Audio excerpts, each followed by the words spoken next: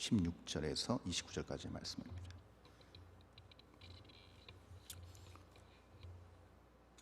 제가 가진 성경은 신약성경 150면입니다. 요한복음 5장 16절에서 29절입니다. 교독해서 읽도록 하겠습니다. 제가 먼저 16절 읽고 교독해서 읽고 마지막 29절 다 함께 합독하겠습니다. 그러므로 안식일에 이러한 일을 행하신다 하여 유대인들이 예수를 박해하게 된지라.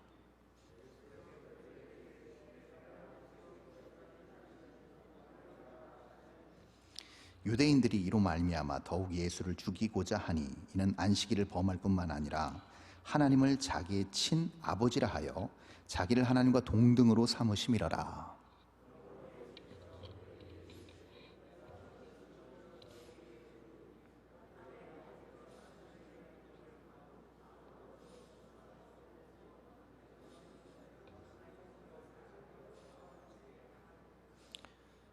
아버지께서 아들을 사랑하사 자기가 행하시는 것을 다 아들에게 보이시고 또 그보다 더 큰 일을 보이사 너희로 놀랍게 여기게 하시리라.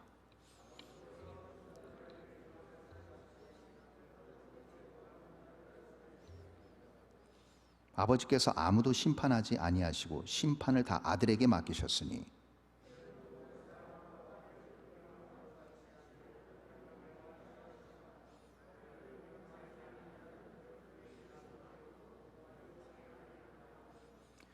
내가 진실로 진실로 너희에게 이르노니 내 말을 듣고 또 나 보내신 이를 믿는 자는 영생을 얻었고 심판에 이르지 아니하나니 사망에서 생명으로 옮겼느니라.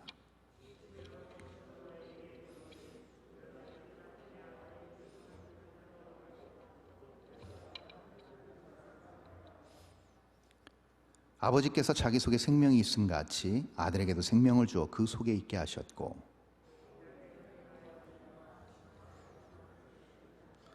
이를 놀랍게 여기지 말라. 무덤 속에 있는 자가 다 그의 음성을 들을 때가 오나니 선한 일을 행한 자는 생명의 부활로 악한 일을 행한 자는 심판의 부활로 나오리라. 아멘. 쉽지 않은 시절을 우리가 보내고 있습니다. 여기 예배 드리시는 분들 또 비대면으로 예배를 드리시는 모든 예배를 드리는 우리 성도님들께 질문을 하나 드리면 저를 포함해서입니다.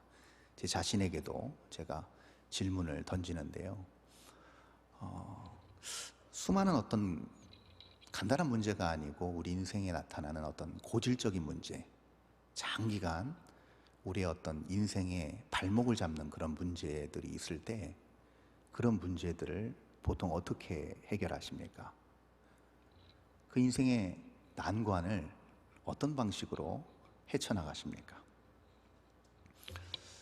정말 단시간에 해결되지 않는 많은 문제들이 우리가 예배당에 나와서 같이 우리 교우들을 만나고 인사하고 할 때는 다 활짝 웃고 다 평안과 기쁨이 넘쳐 보이는 것 같지만 실상 우리의 삶의 이면을 돌아다 보면 말하지 못하는 나름의 그 고질적인 인생의 문제를 안고 고심하며 눈물 흘리는 그런 시간들이 나름 다 있으실 것입니다. 가족 간의 갈등, 또 정말 오랜 기간 투병하면서 그 질병을 이기지 못하는, 또 가족 구성원 중에 한 사람이 또 그런 어떤 불치병에 걸려서 정말 마음 아픈 그런 상황을 계속 지켜봐야만 되는 그런 상황들, 경제적인 어려움이 너무나도 오랫동안 지속되어서 삶 전체가 많이 피폐해지는 어떤 그런 상황들, 아무리 두드려봐도 열리지 않는 인생의 관문, 여러 방면을 다 동원했지만 절대적으로 넘을 수 없는 큰 산과 같은 이 세상의 구조, 이런 것들이 결국은 정말 우리를 힘들게 하는 족쇄와 같은 것들이라고 할 수 있는데요. 보통 이런 문제를 맞닥뜨리고 아파하고 결국 시간이 지나면 보통은 이런 결과를 우리가 받아들일 수밖에 없습니다. 그것은 뭐냐면 다 하나님 뜻이겠지, 하나님이 해결해 주시겠지, 이렇게 하면서 그냥 시간이 흐르면서 시간과 함께 자연스럽게 적응해 나가는, 우리의 모습을 볼 수 있습니다. 이 같은 똑같은 상황, 똑같은 체념, 뭔가 그래도 해야 될 것 같아서 뭔가를 하지만 결국은 전혀 개선되지 않는 현실의 상황과 환경. 오늘 본문에 앞에 나와 있는 베데스다 연못가에서 무려 3년도 아닙니다. 30년도 아닌 38년에 걸쳐서, 거의 전 인생에 걸쳐서 그 앞에서 조그마한 어떤 물결의 미동만을 기다리고 있는 한 병자가 있습니다. 오늘 본문 5장 이 앞부분에 보면 이 가로 안에 쳐져 있는 그 3절과 4절의 내용인데요. 천사가 내려와서 살짝 물 수면을 흔들면 그때 사람들이 막 들어가는 겁니다. 그러면 그 사람들 중에 불치병을 앓는 사람이라 할지라도 그 연못에 몸을 담그면 깨끗하게 낫는다.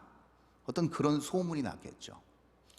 자, 여기서 천사가 내려와서 물을 흔드냐 안 흔드냐는 지금 5장 내용에서 중요한 게 아닙니다. 그것은 중요한 게 아니고 지금 이 현재 예수님께서 여기를 방문하셨을 때 그 상황, 그 배경이 중요한 겁니다. 여러분 생각해 보십시오. 어떤 의료시설이나 의료기술이 전무하던 그 2000년대, 그것도 팔레스타인 지역의 베데스라는 곳에서 그 전국에서 모여든 수많은 불치병을 앓는 사람들이 그 연못의 수면만 보고 있다고 생각해 보십시오. 천사가 아니더라도 살짝 바람만 불어서 그 수면이 살짝만 떨려도 어떻겠습니까? 아마 그 베데스다 물의 현장은, 그 연못가 주변의 현장은 아마 아비규환 그 자체였을 것입니다. 서로 들어가겠다고, 그렇죠? 서로 짓밟고 서로 몸을 밀치면서 그렇게 들어가려고 서로 애를 썼을 것입니다. 그러니 이 38년 동안 몸을 가누지 못한 이 병자가 다른 사람들보다 먼저 그 연못에 들어갈 리가 만무한 것이겠죠. 여기서 우리가 주목할 것이 바로 이겁니다. 이 병자가 무려 38년이라는 긴 시간 동안 뭔가를 소망하고 기대하고 그 연못에 있었다는 겁니다. 기다렸다는 거죠. 그런데 우리는 알고 있습니다. 예수님을 만나기 전까지의 그의 삶을 압니다.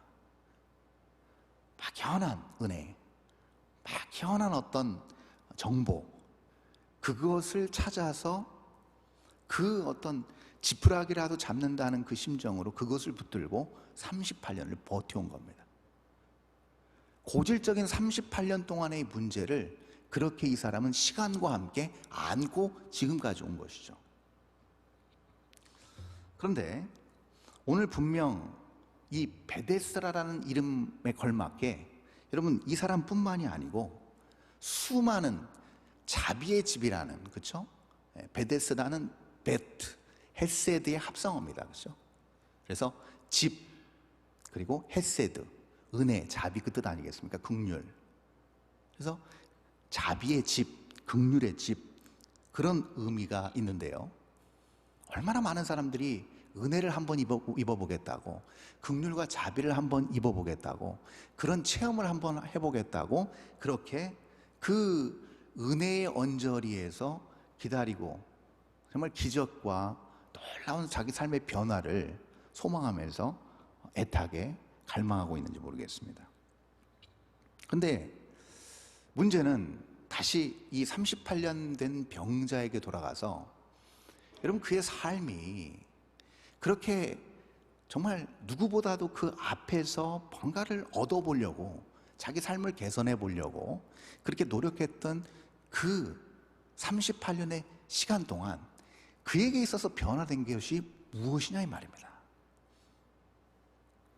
자기 삶을 개선해 보려고, 좀 더 나은 삶을 살아보려고 열심히 두드리고 자기 나름 열심히 준비하고 노력하고 애쓰고 바꿔보려고 했습니다. 즉 다시 말해서 그 은혜의 언저리에 있었다는 겁니다. 뭔가를 그래도 내가 이거 붙잡으면 낫겠지. 이거 붙잡으면 뭔가 다른 사람이 나를 다르게 봐주겠지. 내 인생 활짝 피겠지. 이런 소망을 가지고 은혜에 언저리에 있었다는 겁니다. 그러나 그 은혜의 분위기, 그 은혜의 도가니 수많은 사람들이 혹 나았을 수도 있습니다. 그렇죠?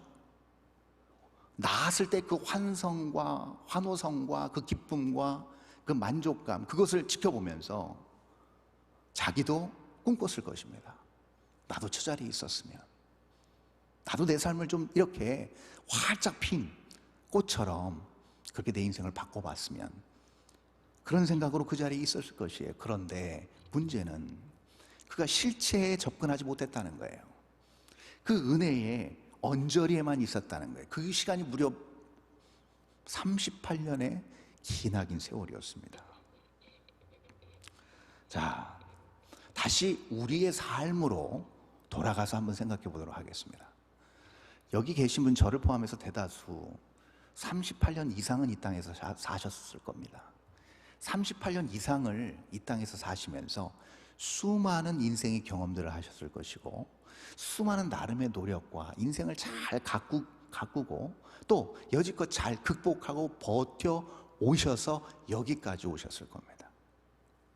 그런데 여전히 그 긴 38년이 넘는 시간 동안 해결되지 않는 고뇌와 갈등과 인생의 크고 작은 고질적인 문제들이 그저 그렇게 그러려니 하고 포기해버릴 만한 그런 것인가?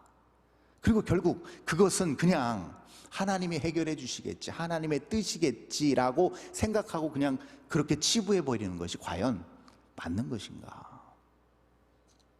이것을 우리가 믿음이라고 얘기할 수 있을 것인가? 라는 것이죠. 이런 물음을 동일하게 가지고 계실 때 뭔가 은혜를, 또 하나님으로부터 뭔가 내가 회복을, 치유를, 변화를, 개선을 얻고자 했을 때, 그때 그 갈망과 소원을 가지고 여전히 우리는 이 자리에 있을 때, 그때 우리 주님께서 그 38년 된 병자에게 한마디 던지신 그 한마디를 오늘 우리에게 동일하게 던지십니다. 그 물음이 바로 본문 앞에 있는 5장 6절입니다. 우리 6절을 한번 볼까요? 자, 5장 6절 우리 한번 다 함께 읽어보겠습니다. 5장 6절 시작.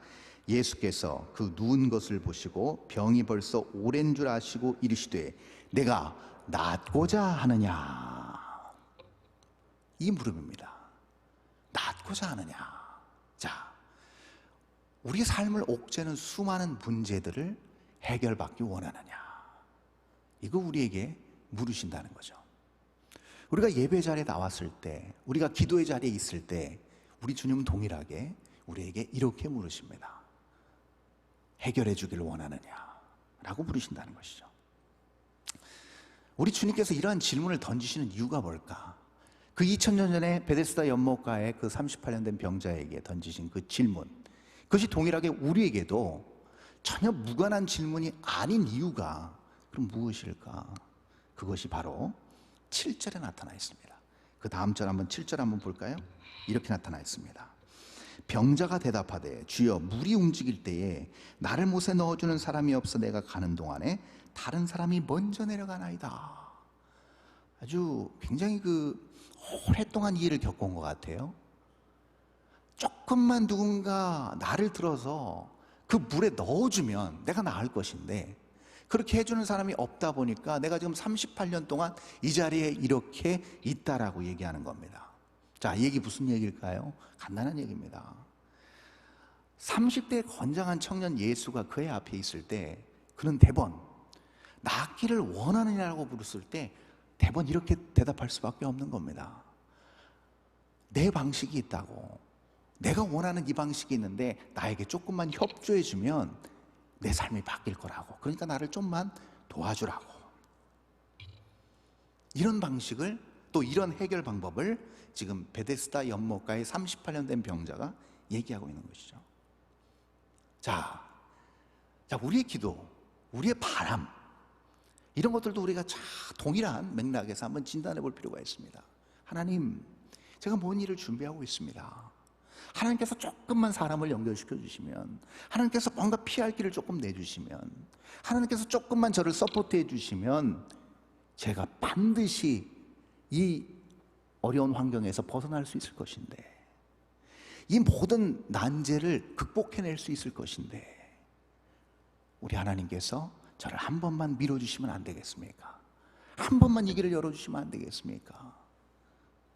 똑같은 바람이죠. 어쩌면 당연한 바람이 될 것입니다. 이때 우리 주님의 주저없이 나오시는, 우리 주님의 입에서 나오시는 그 말씀이 매우 의미심장합니다. 그게 그 다음 절 8절과 9절입니다. 한번 볼까요? 8절과 9절 이렇게 나타나 있습니다. 제가 읽겠습니다. 예수께서 이르시되 일어나 내 자리를 들고 걸어가라 하시니 그 사람이 곧 나아서 자리를 들고 걸어가니라. 이 날은 안식일이니. 이렇게 나타나 있습니다. 안식일이다. 예수님께서 주저없이 말씀하셨습니다. 이제 일어나서 걸어서 나가라. 근데 뭔가 깨림직한 거 하나가 걸려듭니다. 그게 뭘까요? 왜 하필이면 안식일일까요?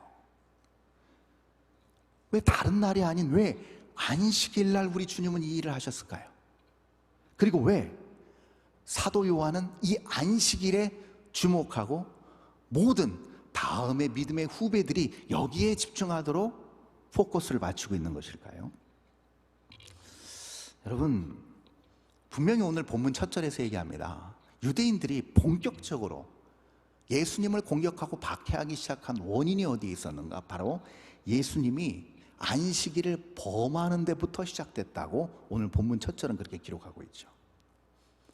여러분, 우리 출애굽기 20장을 한번 보겠습니다.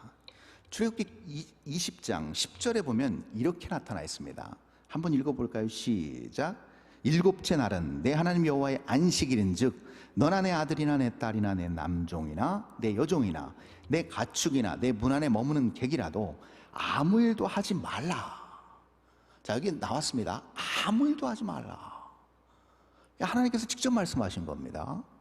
모세에게 직접 말씀하시면서 아무 일 하지 말고 안식일을 기억하여 거룩하게 지키라고 말씀하셨습니다. 그런데 왜 우리 예수님께서는 분명 안식일에 노동하는 것을 금지하셨음에도 불구하고 다분히 의도적으로 안식일 날 병자를 고치셨습니다. 왜 그러셨을까? 그 이유가 무엇일까? 그 이유가 바로 오늘 본문 17절에 나타나 있습니다. 우리 한번 본문 17절을 한번 볼까요? 자, 그 이유가 나타나 있습니다. 이렇게 나타나 있습니다. 예수께서 그들에게 이르시되 내 아버지께서 이제까지 일하시니 나도 일한다 하시매.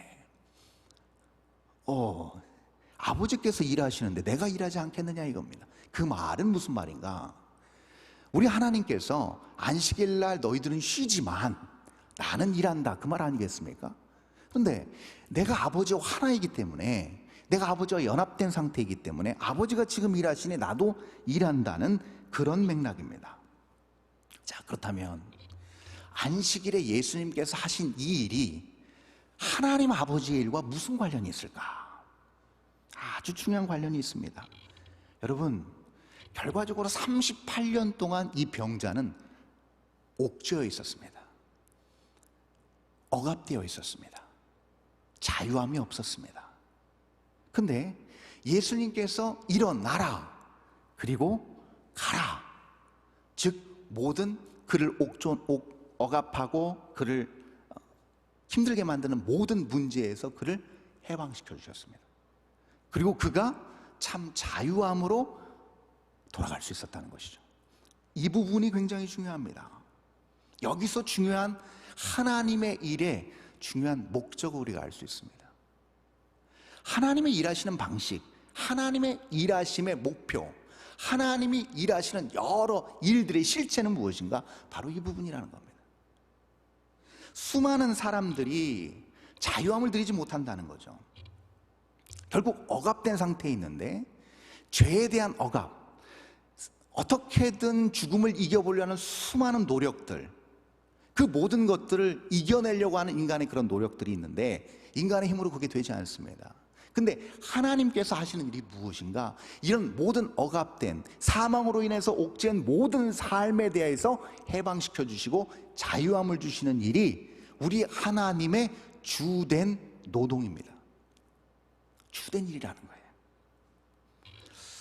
여러분, 인간의 노동의 근본적인 어떤 목적이 뭐예요? 이겁니다. 모든 관념을 실제화시키는 작업입니다. 자, 이 말이 무슨 말이냐면, 자, 배가 고파요. 밥을 먹고 싶어요. 그럼 뭐예요, 사람은? 솥에다 밥을 올리고 밥을 짓습니다. 그리고 반찬을 만듭니다. 이게 노동입니다. 생각나는 어떤 것들, 내가 계획했던 어떤 것들을 실제로 구현해내는 것이 노동입니다. 그렇죠? 여기에 대해서 부단한 노력을 다하고 힘을 다하는 것, 그게 일함이죠. 그래서 쉽게 말하면 내가 원하고 계획하고 또 내가 이루기 위한 모든 것들, 그리고 거기에 대해서 내가 실제적으로 하는 모든 행위가 다 노동이 되겠습니다. 일이죠, 결국은. 근데 이것이 무엇과 연결되어 있는가? 여러분 잘 볼 필요가 있어요. 그러면 이 모든 것, 우리가 생각하는 모든 것들을 우리가 노동으로 일구어내는 것이 결국 이게 뭐와 연결되어 있는가? 여러분 굉장히 심오하게 들리실 수도 있겠지만 결국은 이게 무엇과 연결되냐면 진리와 연결되어 있습니다. 진리와 연결되어 있어요. 그래서 모든 노동은요, 뭘 발견하기 위한 것인가? 진리를 발견하기 위한 거예요. 열심히 사람들이 아침 일찍 출근해가지고 저녁 늦게까지 일하고 퇴근합니다. 그 이유가 다 무엇일까요? 단순히 돈 버는 것일까요? 아니요. 돈 버는 이유가 궁극적으로 무엇인가? 결국 무엇인가를 내가 일구고 돈을 통해서 무엇인가를 구입해서 뭔가 보여지는, 만져지는 무언가 필요로 하는 것을 내가 만들어내고 필요를 채우는 것, 그것이 결국 뭔가? 진리탐구라는 것이죠. 내 삶을 영위하기 위해서, 내 삶의 부족한 부분을 채우기 위해서 열심히 무엇인가를 노력해서 갖고 나가는 것, 결국은 이것이 진리탐구입니다. 진리를 찾아가기 위한 노력이에요. 여러분, 그러나 중요한 사실이 있습니다. 자, 여기가 지저분합니다. 모두 다 지저분하다고 인식을 합니다. 그럼 예배 끝나고 어떻게 해야 되죠? 우리가 이제 빗자루 들고 그리고 물걸레질 한번 쫙 해야 됩니다. 왜요? 더러워졌으니까. 근데 이것을 깨끗하게 해야 되겠다는 생각이 드는 다음에야 모두가 다 노동을 해서 이걸 깨끗하게 만들어 놓습니다.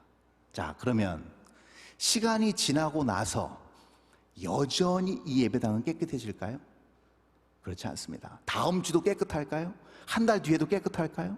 전혀 그렇지 않습니다. 밥을 먹어야 되겠다는 생각으로 밥을 지어서 밥을 먹습니다. 저녁 한 끼 맛있게 먹었습니다. 24시간 후에 또 다음 날에 저녁이 왔을 때까지 아무것도 먹지 않고 버틸 수 있을까요? 쉽지 않습니다. 또 허기는 찾아오는 법입니다. 사람의 모든 노동이, 사람이 일하는 모든 노력들이 다 이런 진리라는 어떤 실체를 찾기 위해서 노력하는 모든 것들인데, 결국은 그것이 인간의 지혜와 노력으로는 절대 개선의 여지가 없는 겁니다. 다시 말하면 절대적 진리를 인간의 노력과 인간의 애씀으로 찾아낼 수 없다는 거예요. 여기에 우리는 중요한 원리를 깨닫게 돼요. 만약에 우리가 진리를 노동으로 찾는다고 한다면요, 아까 말씀드린 것처럼 우리가 한 번 밥 지어서 먹으면 절대 배고프면 안 돼요. 여기 우리가 청소해놓으면 절대 다시는 더러워지면 안 됩니다. 그러나 결국은 다시 더러워지고 다시 배고픔을 느끼게 된다는 것이죠. 그러니 어떻게 되는가? 사람은 이것을 유지하기 위해서 계속 노동을 합니다. 계속 시간을 투자합니다. 여기에 그 안타까움이 있는 것이죠. 여러분, 이 5장 바로 전에 나타나는 게 4장입니다. 요한복음 4장은 아주 유명한 장입니다. 왜냐하면 거기에 등장하는 여인이 그 유명한 우물가의 여인이기 때문에 그렇습니다. 근데 그 우물가의 여인이 결혼을 몇 번 했는가? 무려 6번을 했습니다. 6명의 남편을 두고 있었어요. 자, 6번의 결혼을 통해 6명의 남편을 두었다는 말은 무슨 말일까요? 그가 6번의 결혼을 통해서 그녀가 자기 삶을 개선해 보고 싶었다는 거예요. 그 6번의 결혼을 통해서 내 삶에 정말 변하지 않는 진리, 해결할 수 없는 이 문제를 결혼을 통해서 해결해 보고 싶었다는 거예요. 그 6명의 남편 중에 부자가 없었겠습니까? 능력 있는 그 고장의 지주가 없었겠습니까? 다 있었을 것입니다. 그 사람하고 결혼하면 자기의 삶이 바뀔 걸로 알았죠. 그 정말 절대적으로 내 삶이 이제 활짝 필 걸로 생각했습니다. 그러나 우리는 압니다. 결국 6명의 남편을 두었지만, 그런 치열한 인생을 살았지만, 그녀는 아무도 물기로 오지 않는 쐐악변 내리쬐는 정오에 홀로 외롭게 물을 기를 수밖에 없는 처지로 전락하고 말았다는 거죠. 동시에 여전히 그녀는 진리에 대해서 목말라 했습니다. 자유에 대해서 여전히 목말라 했어요. 그런데 사마리아를 통과하시는 우리 주님을 만납니다. 그리고 우리 주님께서 그 여인에게 유일무이한 정답을 말씀해 주십니다. 그토록 그녀가 그렇게 찾아왔던 그 정답, 그 한마디는 이것이죠. 내가 주는 물은 영원히 목마르지 아니하리니 그 속에서 영생하도록 솟아나는 샘물이 되리라. 이 정답을 주십니다.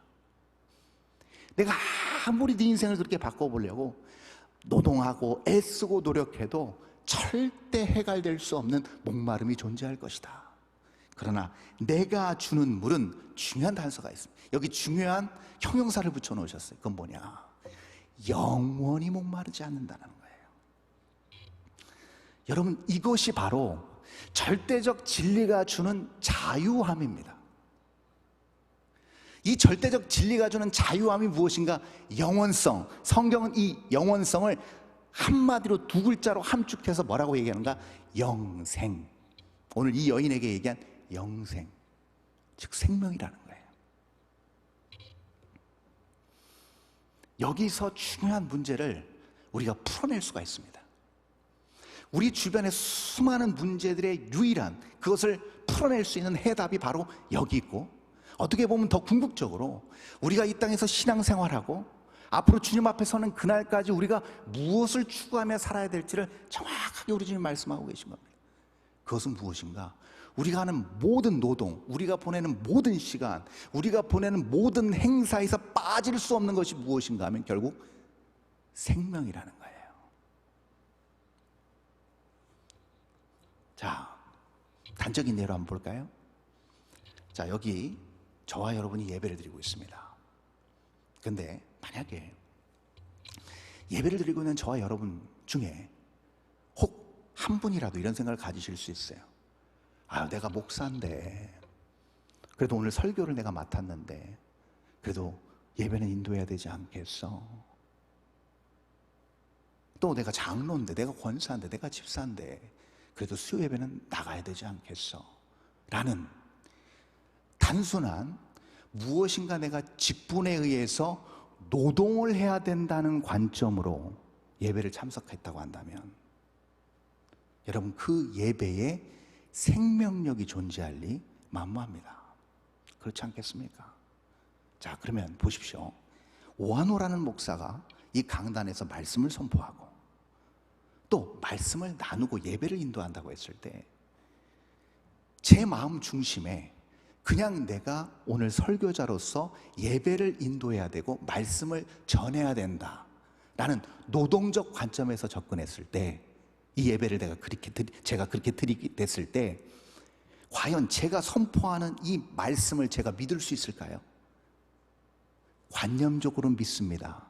그러나 삶 전체를 송두리째 바꿀 만한 믿음은 기대할 수 없는 것입니다. 똑같은 원리입니다. 선포되어지는 말씀과 드려지는 기도와 예배의 모든 부분과 더 나아가서 사역의 모든 부분, 우리가 하나님 앞에 간구하고 소망했던 그런 모든 부분들도 역시 마찬가지입니다. 관념적으로 충분히 이해되고 충분히 납득되고 충분히 받아들일 수 있지만, 그것이 노동으로만 전락하는 순간 생명력을 상실합니다. 그러면 어떤 현상이 벌어지는가? 절대 사람은 바뀌지 않습니다. 그 자체와 그 주변과 그 사역과 그 바운더리에 있는 모든 사람에게 변화를 기대할 수는 없습니다. 그럼 고질적으로 무엇만 남는가? 인간적인 전통만 남습니다. 인간적으로 해왔던 것들만 남습니다. 공동체가 그동안 해왔던, 과거에 해왔던 것들만 덩그러니 남게 됩니다. 생명을 상실한 채 말이죠.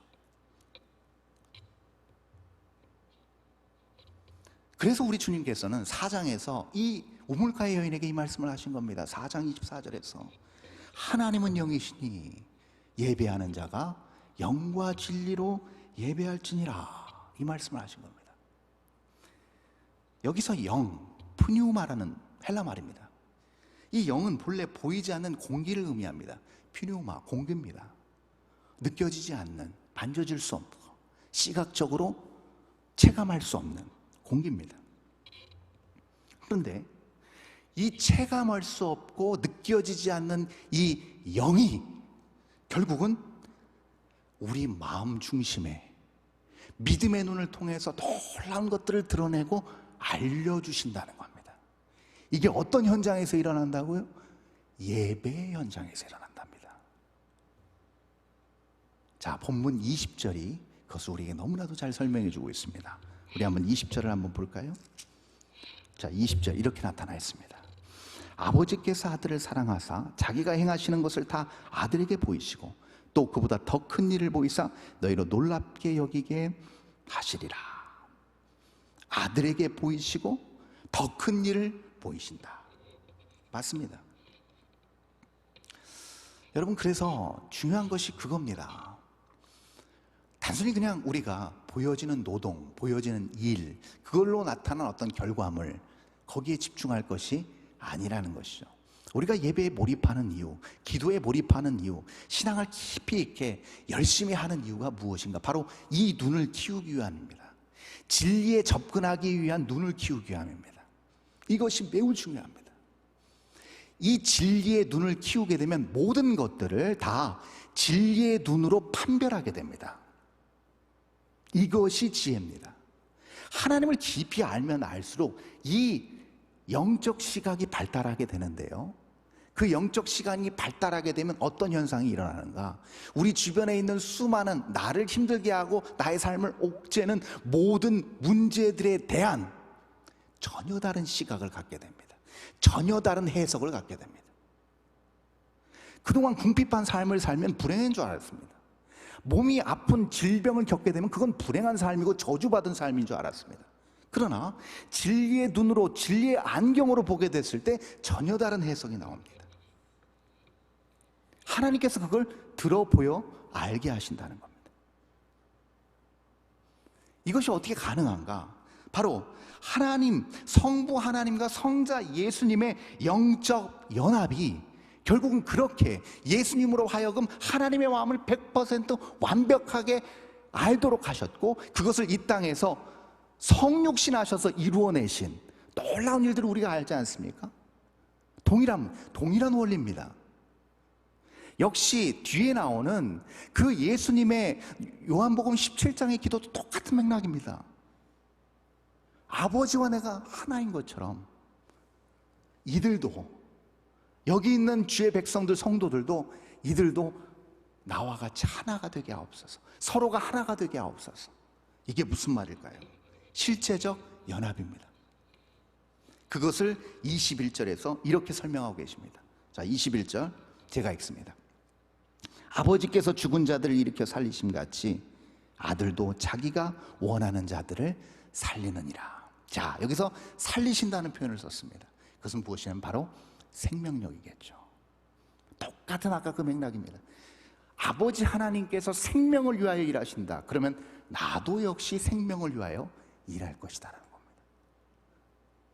오늘날 교회에 소속된 모든 거룩한 지체들이 애쓰고 노력하고 수고하는 모든 목적과 그 과정은 무엇으로 점철되어져야 되는가? 바로 이 살리는 생명으로 점철되어져야 된다는 겁니다. 그래서 이 연합은 결국 무엇으로 이루어지는가? 우리가 정말 예수님과 연합하고 하나님의 마음을 깨닫고 그리고 그것을 그대로 우리의 삶으로 가져와서 그것을 이루어 나갈 수 있는 매개체는 무엇인가? 그것을 히브리서 기자는 믿음이라고 표현합니다. 바라는 것들의 실상, 보이지 아니하는 것들의 증거가 자유함을 주는 이유가 무엇인가 하면, 여러분, 보이지 않는 것, 바라는 것, 그것을 실상처럼 여기며 살아가기 때문에 여러분, 보이는 것에 종속되어 있지 않습니다. 그것을 초월하게 됩니다. 그러니까 자유함을 느끼는 것이죠. 그 자유함은 영원한, 변하지 않는 약속의 근거에 있기 때문입니다. 그것이 오늘 본문 24절입니다. 우리 한번 24절을 한번 다 함께 읽어볼까요? 마지막 절 24절 읽습니다. 시작. 내가 진실로 진실로 너희에게 이르노니 내 말을 듣고 또 나 보내신 이를 믿는 자는 영생을 얻었고 심판에 이르지 아니하나니 사망에서 생명으로 옮겼느니라. 예. 그러면 우리는 알아야 됩니다. 우리가 하는 모든 일이 무미건조한 노동이 되지 않도록 하기 위해서 우리는 무엇을 해야 되는가? 바로 이겁니다. 생명을 지향해야 됩니다. 그래서 생명이 우리 삶 가운데 있는가? 내가 생명력 있는 삶을 사는가? 여기에 우리 삶의 초점이 맞춰져야 된다는 거예요. 사람들이 무미건조한 노동을 하게 되면 생명력을 상실하게 되고요. 그리고 어떤 불안감이 오게 되는가? 이 유지하는 것을 잃어버릴까 봐 불안감에, 그리고 거기서 자유함을 놓치게 됩니다. 여러분 생각해 보십시오. 통장에 2억 원의 돈이 있었어요. 근데 어느 날 돈을 쓰다 보니까 불경기를 맞아가지고 어느 날 보니까 1억 원이 없어졌어요. 그러면 그 1억 원 없어진 것 때문에 불안해합니다. 그 1억 원 없어진 것 때문에 슬퍼합니다. 그 1억 원 없어진 것 때문에 고통받는다고 생각합니다. 근데 생각해 보십시오. 1억 원도 많은 돈입니다. 전교 1등을 했습니다. 어느 날 시험을 잘 못 봐가지고 전교 2등 했습니다. 그때 밀려드는 불안감이 있습니다. 유지하지 못할 때 부를 소유하고 권력을 소유하고 명예를 소유하고 인기를 소유했는데 그것을 계속 유지하기 위해서 전전긍긍하는 것, 거기서 생명을 찾을 수는 없는 것입니다. 그런데 우리 주님은 말씀하십니다. 자신을 믿는 유대인들에게 이렇게 말씀하십니다. 내 말에 너희가 거하면 참으로 내 제자가 되고 진리를 알지니 진리가 너희를 자유케 하리라. 자, 이 말씀 무슨 말일까요? 아주 간단한 말입니다. 그것은 무엇이냐면 예수님의 말씀에 거하라는 겁니다. 즉, 그 말씀에 나의 인생의 중심축을 맞추라는 겁니다. 그래야만 진리의 눈을 뜰 수 있다는 겁니다. 그래서 우리가 말씀을 듣는 겁니다. 일단 알아야 되지 않겠습니까? 하나님의 뜻이 무엇인지. 그리고 나서 전인적으로 마음을 다 모아서 그것을 믿음이라는 도구에 실어서 그대로 밀고 나가는 겁니다. 진리를 발견했다면 그냥 단순히 관념적으로 동의하는 것이 아니고 전적으로 내 모든 전인적으로 다 실어서 가는 겁니다. 올인하는 것이죠. 자, 그럴 때 반드시 나타나는 변화가 있습니다. 반드시 나타나는 변화는 바로 내 주변에 있는 모든 것들이 다른 해석으로 다가오게 되고요. 그러면서 그 문제 안에서 고통에 신음하거나 체념과 포기로 그냥 다 모든 것들이 다 이제는 가망성이 없다고 생각하는 그때 그 문제들, 상황, 그 한복판에서 뭘 보게 되는가? 소망을 보게 됩니다. 이루실 하나님의 뜻과 약속을 보게 됩니다. 그러면 어떻게 될까요? 여기서 중요한 것을 발견하는데 그건 뭐냐면 그것을 발견하게 됐을 때 뭐가 떨어지는가? 마치 낙엽이 가을바람에 다 떨어져서 그것이 땅에 다 떨어져서 썩어서 거름이 돼서 그 나무를 다시금 굳건히 세워서 봄에 싹을 내는 것처럼 비로소 그때 나의 모든 자만과 자신감과 오만함과 욕심과 내 경험과 지식들이 다 떨어지게 됩니다. 앙상한 가지만 남는 가난한 심령이 될 때, 그때 우리는 비로소 광대하시고 전지전능하신 하나님의 공급하심으로 사는 것이 무엇인지를 배우게 됩니다. 예전에는 그것이 우연이었고 일반적인 일이었는데 앙상하게 그 모든 것들이 다 자양분이 되는 순간 그것은 하나님의 전적인 인도하심과 보호하심으로 다가오게 됩니다. 그럴 때 우리는 결코 이 세상이 통제하거나 속박할 수 없는 진정한 자유를 누리게 될 줄 믿습니다. 이 소망을 품으시고 오늘 이 밤 그렇게 기도하시고 달려갈 수 있는 우리 모두 될 수 있기를 바랍니다. 이 시간 우리 한번 기도하겠습니다.